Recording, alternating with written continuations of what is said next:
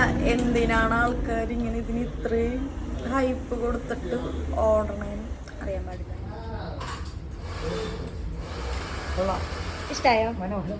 Baby, നമുക്ക് bun Musk വാങ്ങാൻ പോയാലോ?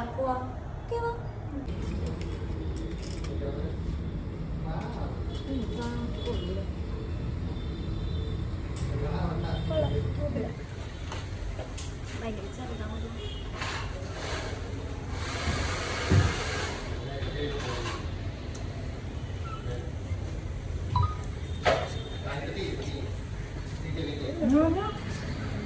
കുഴപ്പമില്ല, എക്സ്പെക്ട് ചെയ്ത ആ ഒരു ടേസ്റ്റ് ഒന്നും ഇല്ല. അതെ, നമ്മൾ ആ ഒരു ഹൈപ്പൊന്നും ഇതിനില്ല. ഓക്കെ.